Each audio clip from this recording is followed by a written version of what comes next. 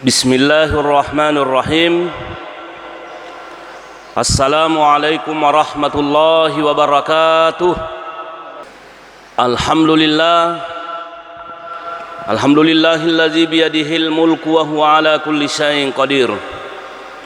Wa asyhadu an la ilaha illallah wa asyhadu anna sayyidana Muhammadan abduhu wa rasuluh. Amma ba'du, faqad qala Allah ta'ala fil Qur'anil azim. A'udzu billahi minasy syaithanir rajim. Bismillahirrahmanirrahim. Ya ayyuhallazina amanu ittaqullaha haqqa tuqatih wa la tamutunna illa wa antum muslimun. Wa qala aidan wa dzakkir fa inna dzikra tanfa'ul mu'minin. Shadaqallahul aliyul azim. Ma'asyiral muslimin wal muslimat, jamaah subuh yang kami muliakan, kita semuanya berdoa kepada Allah Subhanahu wa taala, mudah-mudahan barakana sampaja subuta parilodota dan zikir kita semuanya, mudah-mudahan Allah Subhanahu wa taala melindungi negara kita semuanya insyaallah. Nah, hadirin yang kami muliakan, pada kesempatan ini kita masih membahas tentang hadis-hadis yang berbicara persoalan masalah niat.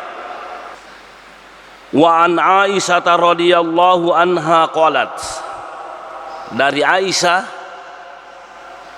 yang diridhoi Allah, qalat, dia berkata, qala an-nabiy sallallahu alaihi wasallam, Rasulullah sallallahu alaihi wasallam telah bersabda, la hijrata ba'dal fathi, tidak ada lagi hijrah setelah Fathu Makkah. Artinya Makkah itu pernah dikuasai oleh orang-orang kafir,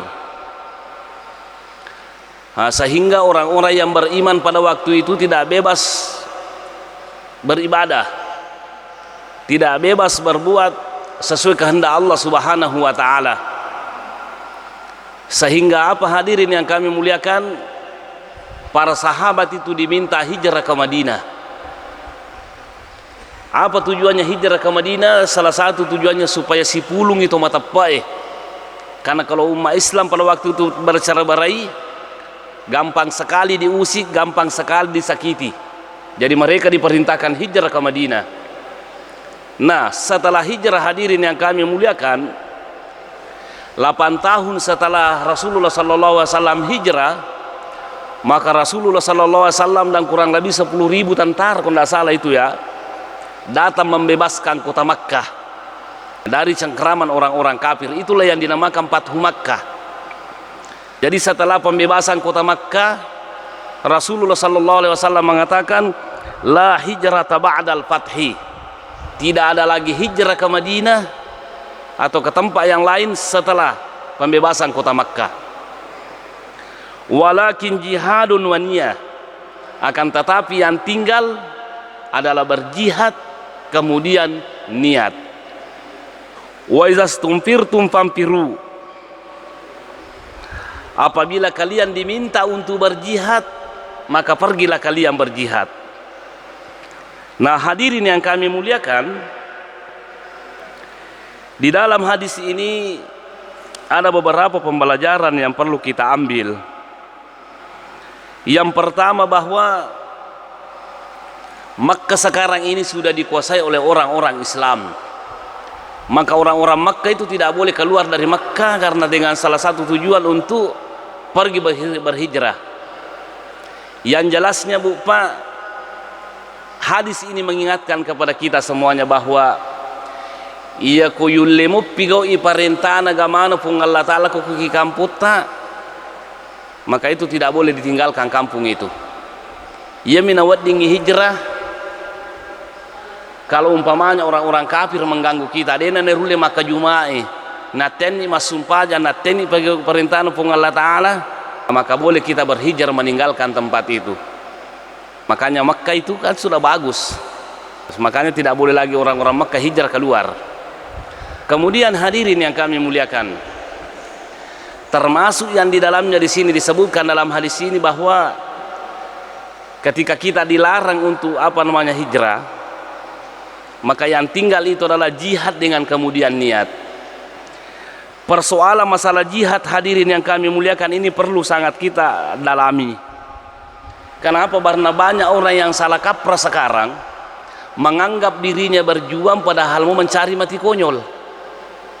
Perlu kita ingatkan hadirin yang kami muliakan bahwa yang dinamakan berjihad itu bukan hanya mengangkat senjata melawan orang-orang kafir yang memusuhi kita, tapi banyak macamnya jihad. Kalau Al-Asfahani, Raghib Al-Asfahani, seorang ahli bahasa, dia mengatakan bahwa jihad itu pada hakikatnya terbagi tiga. Yang pertama jihad melawan musuh yang nyata, kemudian yang kedua jihad melawan setan, yang ketiga jihad melawan hawa nafsu. Nah hadirin yang kami muliakan, jihad itu artinya perang. Jadi rupa terlai jihad adalah musuh kini berperang.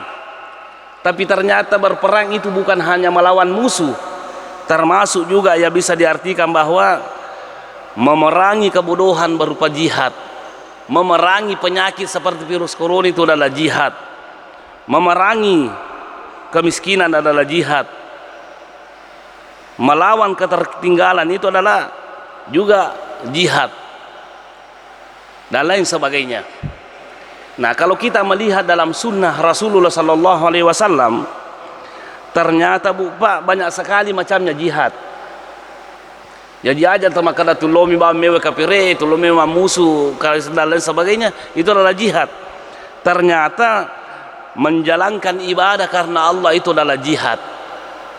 Mas sumpah jaki, mas puasa ki, kita melaksanakan ibadah haji juga termasuk jihad.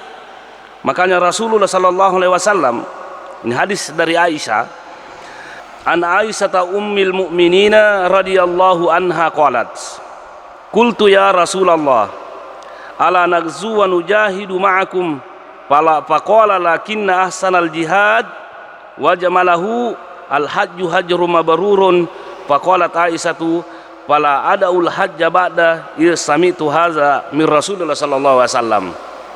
Hadis ini menceritakan bahwa Aisyah pernah berkata kepada Rasulullah, ya Rasulullah, boleh nggak kami ikut berjihad bersama kalian, bersama kita? Boleh nggak kami ikut bertempur melawan musuh-musuh Islam? Ternyata Rasulullah mengatakan, perempuan itu sebenarnya berjihad, jihadnya perempuan yang paling baik adalah haji mabrur. Jadi aja namulu musuh kun ribawa nu Makkah. Bisa dipahami dalam hadis ini bahwa orang melaksanakan ibadah, orang melaksanakan perintah Allah itu juga termasuk jihad. Datang ke sini mungkin dari jauh ingin mendengarkan pengajian sholat subuh berjamaah, itu juga termasuk jihad. Jadi makanya di Indonesia ini umpamanya tidak usah kita mau berpikir maka meloki berjihad, ada namanya bom bunuh diri. Siapa yang anda mau jihad di sini? Nah pada mau kisalang asam pajamu namu pakan jaki, puasamu namu pakan jaki, sipamu namu pakan jaki, insya Allah itu sudah termasuk jihad. Termasuk sekarang ini virus corona kita tidak tahu kapan selesainya, kapan berhentinya. Ini termasuk jihad ini hadirin yang kami muliakan. Yang kali nggak bacaan pemerintah dan lain sebagainya suruh pakai masker, menjaga jarak, cuci tangan, itu adalah jihad hadirin yang kami muliakan. Kemudian selanjutnya, supaya kita pahami bahwa bukan hanya jihad itu mengangkat senjata melawan orang kafir, termasuk juga ternyata orang pergi menuntut ilmu, termasuk kita berjihad di jalan Allah. Mana salat dan apa nabi tahi? Apa kata Rasulullah? An Anas bin Malikin qala, dari Anas bin Malik berkata, qala Rasulullah sallallahu alaihi wasallam, man kharaja fi talabil ilmi kana fi sabilillahi hatta yarji'a, rawahu Tirmizi. Barang siapa yang pergi menuntut ilmu, nigi tolong matuntu pat disengeng, maka dia berada di jalan Allah hingga dia kembali. Makanya tuh Pak, orang yang pergi menuntut ilmu, apakah ke Makassar, ke Mesir, ke mana-mana, dengan tujuannya mencari ilmu pengetahuan yang bermanfaat baik dirinya maupun orang lain, maka seandainya dia meninggal dunia di sana, maka dia termasuk mati syahid. Alhamdulillah. Nah, makanya orang yang pelajar sekarang ini banyak yang mau pergi berjihad ke Afghanistan, banyak mau pergi berjihad ke Suria, ke Yaman dan lain sebagainya. Aja menolong berjihad tuh kuro. Berjihadlah kamu dalam menuntut ilmu. Guru kumatunga-tunga belajarlah dengan baik. Setelah Anda pintar amalkan ilmumu secara pribadi, kemudian ajarkan orang ilmumu, itulah yang dinamakan jihad. Ini yang perlu kita pahami supaya orang-orang tahu bahwa berjihad ternyata bukan hanya mengangkat senjata. Kemudian yang selanjutnya, ini yang ketiga yang perlu, termasuk ternyata yang dinamakan jihad, mengatakan yang benar di hadapan penguasa yang zalim, pemimpin yang jelek, pemimpin yang zalim. Jihad yang paling afdal adalah mengatakan kalimat yang benar di hadapan pemimpin yang jelek sifatnya. Rasulullah sallallahu alaihi wasallam mengatakan, afdalul jihadi kalimatu adlin inda sultanin jair atau amirin jair. Jihad yang paling afdal adalah menyampaikan kebenaran kepada pemerintah yang zalim. Ini Bu Pak, mungkin yang dijadikan alasan orang berdemo. Saya ingin sampaikan kepada kita sebagai umat Islam, rata-rata kita mengalami demo umat Islam. Memang agama membolehkan kita menyampaikan hak, dan pemerintah juga kan ada undang-undangnya, boleh menyampaikan apa namanya. Tidak apa-apa orang berdemo, tapi dengan catatan, sampaikanlah dengan sopan.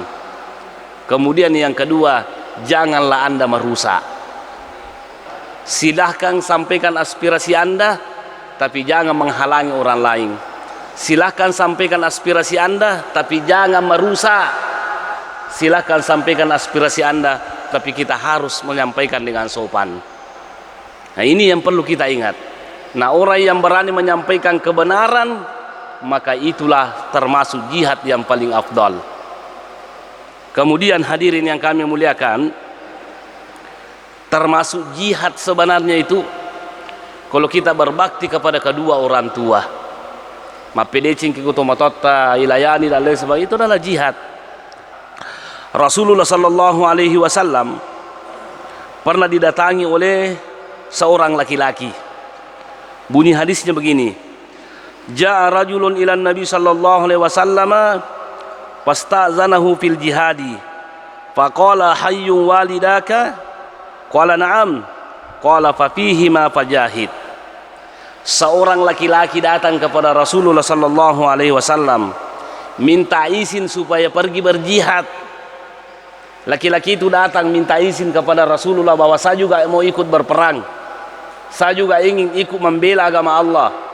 Rasulullah bertanya, ahayyun walidaka, apakah kedua orang tuamu masih hidup? Tuamu piga ambomu, tuamu piga indokmu? Faqala na'am. Laki-laki itu mengatakan, iya, orang tua saya masih hidup. Maka Rasulullah sallallahu alaihi wasallam mengatakan, fa fihi ma fajahid, kepada keduanya lah kamu berjihad. Jadi artinya apa hadirin yang kami muliakan? Kenapa kira-kira Rasulullah sallallahu alaihi wasallam mengatakan seperti itu? Kemungkinan orang tuanya sang laki-laki ini masih hidup. Ya kalau imam musuh mewa kafir, tidak ada yang merawat beliau, tidak ada yang memperhatikan beliau, maka Rasulullah mengatakan kepada beliau lah kamu berbuat baik. Nah, ini termasuk jihad. Nah, oleh karena itu hadirin yang kami muliakan, ternyata jihad itu banyak macamnya. Berjihad di jalan Allah bupa banyak macamnya. Makanya di Indonesia ini tidak usah kita terlalu banyak berpikir kita mau pergi ke Suriah lah berjihad, kita mau pergi ke Afghanistan berjihad. Memang kita mengakui bahwa umat Islam itu satu, kalbunian seperti rumah. Kita harus bahu membahu, kita harus saling bantu membantu. Tapi kita dibatasi oleh negara dan undang-undang. Setiap negara ada peraturannya, setiap kampung ada ada peraturannya. Makanya orang Indonesia cukup kita sampaikan ke pemerintah, kan ada namanya diplomasi. Nah, disitulah jihad kita. Aja nih di melu mamu syukur, Pak. Kalau kita mamu syukur ya enggak mi teroris. Kita dianggap teroris dia pernah tulat tukur tu mati memang ke Indonesia.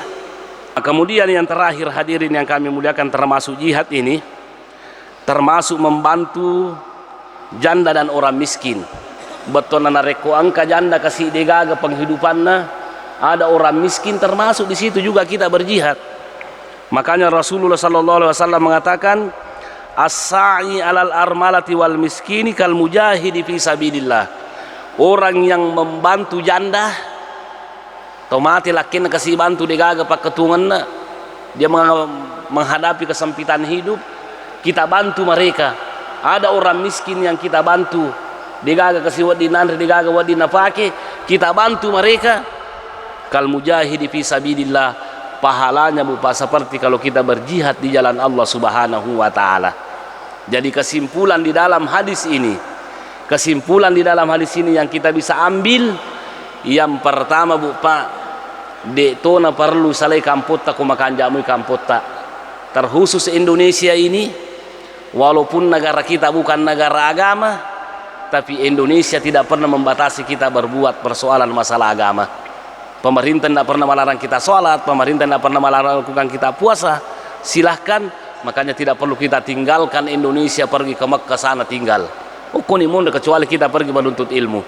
Kemudian yang kedua, persoalan masalah jihad. Ternyata jihad itu bukan hanya mengangkat senjata melawan orang-orang kafir, tapi ternyata jihad banyak macamnya. Angka anak tapa, angka aputa, tapat 7 madecing ina masih sekolah anak tak berhasil, itu termasuk jihad. Kita bekerja di pemerintahan, kita berjuang memperbaiki masyarakat kita sesuai dengan pekerjaan kita, maka itu juga termasuk jihad. Kemudian yang ketiga yang bisa diambil dalam hadis ini adalah persoalan masalah niat, bahwa jangan kita lupa segala sesuatu yang kita lakukan bukan hanya fisiknya yang dilihat, tapi termasuk niat yang perlu kita perbaiki. Ya ku makan jamu ini nyata, na makan jatuh jamu jamatta, dia insyaallah nawat di pasalama kilino lebih-lebih pematu akhirat insyaallah taala. Nah, ini hadis yang pertama. Kemudian hadis yang kedua masih persoalan masalah niat. Wa an Abi Yazida Ma'ni bin Yazida Nil Akhnas radhiyallahu anhum. Hadis ini diriwayatkan oleh Abi Yazid, Ma'nu namanya, bin Yazid bin Akhnas radhiyallahu anhum. Wa huwa wa abuhu wa jadduhu sahabiyuna.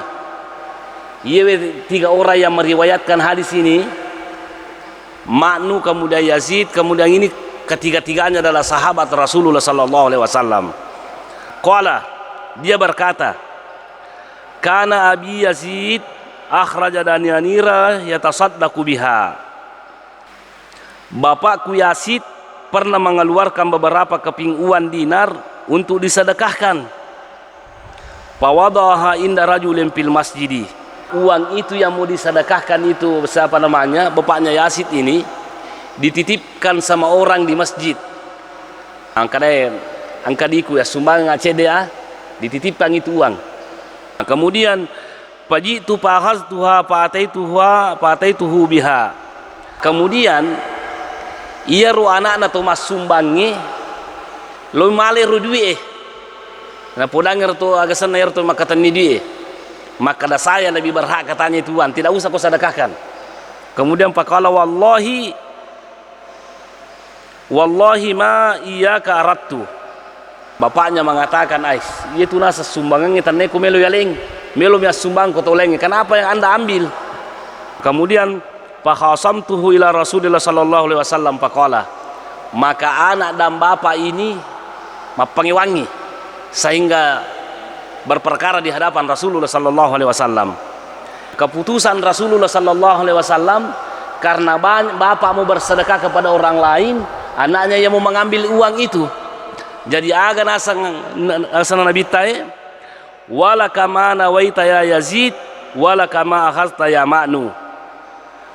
iko ya sit pura kumania melo mas sumbang mololongan ya palanna sumbanganmu gara-gara mania ko iko male itu duit itu alan itu duit.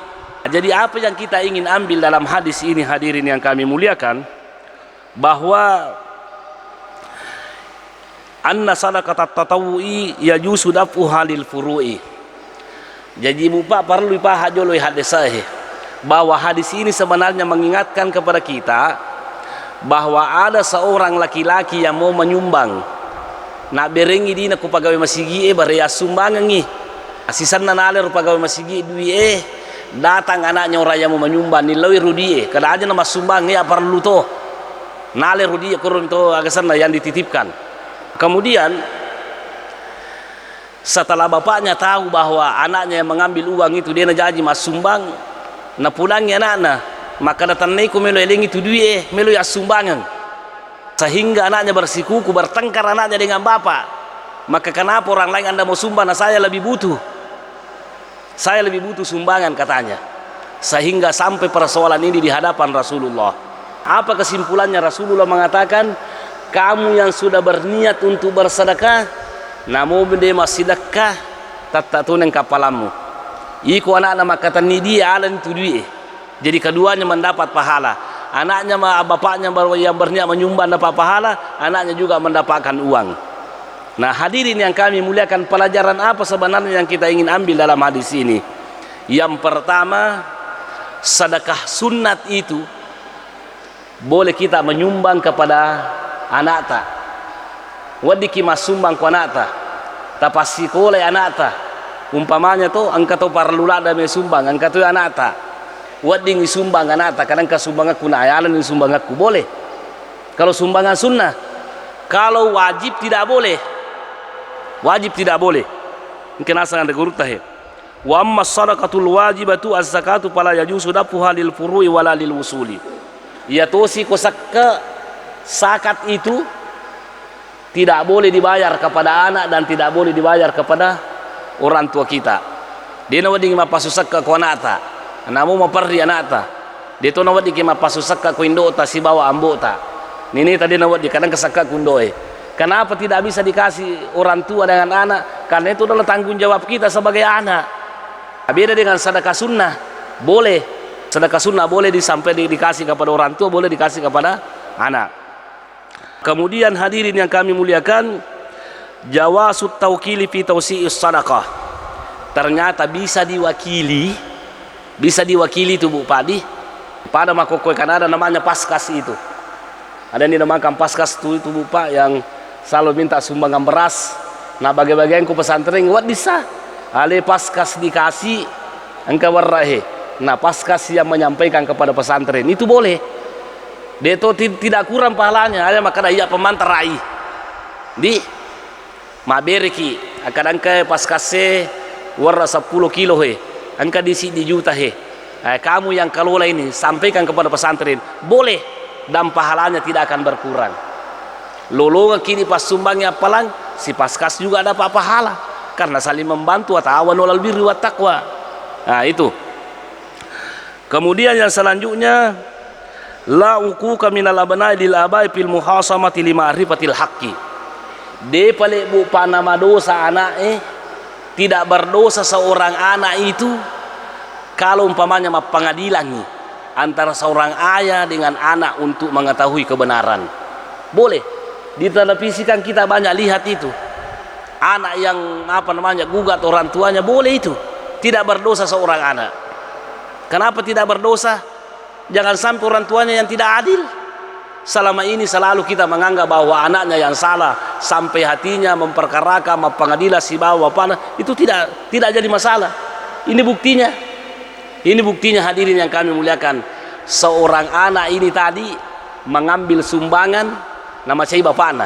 Letu berita ko nabitay mapangiwangi tumato si bawa anakna.